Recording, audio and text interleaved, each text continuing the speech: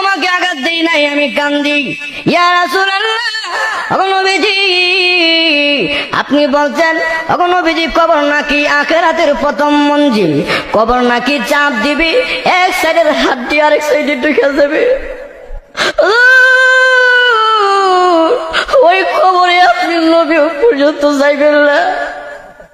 ইয়া রাসূলুল্লাহ, আপনি হাতে ধরে পায়ে ধরে গো নবী, আপনি আমার জন্য আপনার সুব্বা মুবারক দিবেন নি কোন? আল্লাহর নবী ডাক দিয়ে খাদিজা রে, তুমি আমি নবীর জন্য তোমার সম্পদ বিলীন করে দিলে। খাদিজা, আমি নবী ওয়াদা দিলাম তোমার জন্য, আমি নবীর জুব্বা তোমার কাফন দাফন হিসাবে আমি নবী দিয়া দিব। নবী 2 নাম্বার শর্ত দিল, নবীজি আপনি আবার আমাকে কাফন দাফন করে কবর রেখা আপনি নবী আসবেন, আপনি নবী আসবেন না। খবরে সওয়াল জবাবের উত্তর না দেওয়া পর্যন্ত ওগো নবীজি আপনি আমার কবর থেকে আসবেন না, আমার বই লাগে, আমি কেমনে থাকবো? আল্লাহর নবীও কান্দি, খাদিজা রে কান্দিস না, আমি নবী তোমার শর্ত মেনে নিলাম, তোমাকে কবর দিয়া তোমার সওয়াল জবাব না হওয়া পর্যন্ত আমি নবীজি কবর থেকে আসবো না। আল্লাহ নবী বিশ্ব নবী খাদিজাতুল কুবরার ইন্তিকালের পর নবীজি কাফন দাফন করে, এবার নবীজি কবর পাশে দাঁড়িয়ে আছে। নবীজি চেহারা মলিন, হুজুর কারো কাছে দুঃখের কথা বলে নাই, এত ব্যথা এত কষ্ট।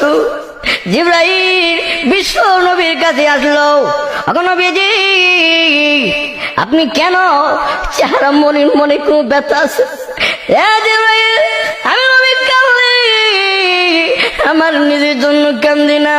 জিবরাইল রে, আমি নবী কান্দি, আমার মুহাব্বতের স্ত্রী খাদিজাতুল কুবরা ইসলামের জন্য সমস্ত সম্পদ বিলীন করে দিয়েছে। জিবরাইল রে, এই জন্য আমি নবী দেখি আমার খাদিজা সওয়াল জবাবের উত্তর দিতে পারি কিনা। জিবরাইল, যতক্ষণ পর্যন্ত আমার খাদিজা সওয়াল জবাবের উত্তর না হবে আমি নবী নড়ব না। আল্লাহু আকবার।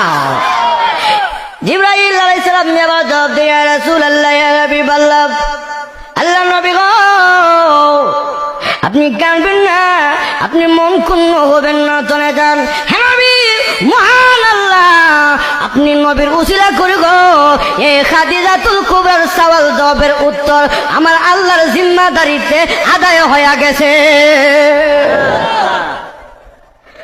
এই নবীজির স্ত্রী পর্যন্ত, নবীজির মুহাব্বতের স্ত্রী পর্যন্ত কবরের কথা স্মরণ করে কাঁদছে কি কাঁদছে না? হ্যাঁ, কখনো ঘাটের মা বোনের আপনাদের কাছে অনুরোধ, মা গো আপনার স্বামী হুজুর